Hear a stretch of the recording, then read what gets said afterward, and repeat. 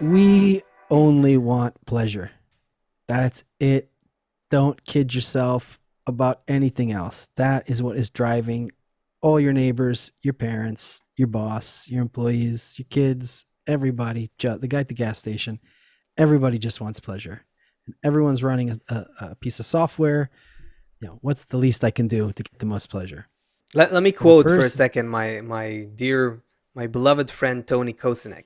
It's the yeah. E equals MC square of the squared of the ego. How can I get the most amount of pleasure with the least amount of effort? I No, and like that. this is an excellent line of software, by the way. Right. It is an excellent line of software. It's like E equals MC squared. It's like all of these laws, all of these operations to make a phone, to send a rocket to space is all in those four, however many symbols. E, M, C. Well, C is just squared, so it's really three things. Yeah. C times C. So in Yeah, those it's three elements there, energy, mass, and speed of light, isn't it? speed of light. Yeah. So in those three things there is like this. With those three little things, you could build all this. So in a sense, this is a very, very important line of code. How do I get the most pleasure for the least effort? It's really good. It's really good that but in order for us to consciously come to something good, we're going through this whole interim ripening process. So if there's enough suffering until this will to receive, this creation says to itself, I can have more pleasure if I modify how I live. So you're saying, okay, we're gonna have to destroy the planet, No, no, destroy no. I each hope we other. don't. Okay, but let's say in that scenario that we do. Okay, in that scenario that this is what we do. So then what? You're saying that simply by going through so much suffering, destruction, and horrible pain and sorrow, that will then convince us to Also, start listen. If being loving towards each other. unfortunately, just suffering is not enough. There we Also, go. so along with the suffering, um, no, the suffering is not enough because suffering won't turn you into a human.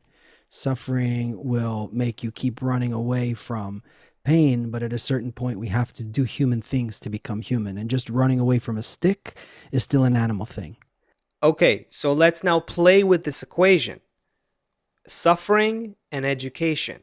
So the more education, the more learning we go through, the more Good education, conscious, yeah, the more spiritual conscious education. spiritual education we go through, the less suffering we need because we're in a natural program. That's the beauty of it. And that is that tiny area where nature left us latitude, which we can call free choice. It's the only place where we can actually do something. Evolution is pushing us towards a higher state of connection. Until we get there, we're stuck in our egos that are growing and growing and growing, ruining our life, ruining our planet, ruining our world, slapping our presidents because we don't have a choice. We don't trust them. They don't trust us. We need cameras that analyze our citizens' emotions so we can control them in a better way. We need to, I read today that the richest people in the U.S., including people like Bezos and Musk and so on. So it turns out they're not paying like any taxes as well. Like for like so even your heroes, even if you're on the Musk team, for innovation and so on. So so this ego is everywhere, and it doesn't let us breathe. We're strangling each other. It's literally like we're holding like we're holding our necks in each other's hands, and we're just like strangling. And the only way for us to realize that we can trust each other and we can live for each other is if we begin to somehow enjoy it. That's the Enjoy whole what? thing. Enjoy caring for each other. That's the whole problem. That's the whole thing. That's the whole thing. That's why we need education.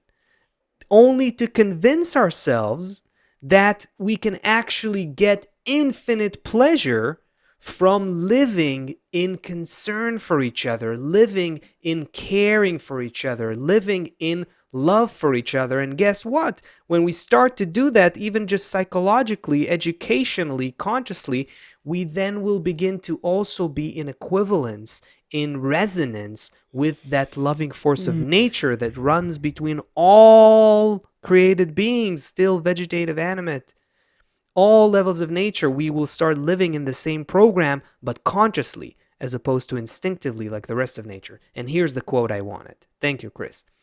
At first glance, changing our desire seems imaginary, as something that is above human nature.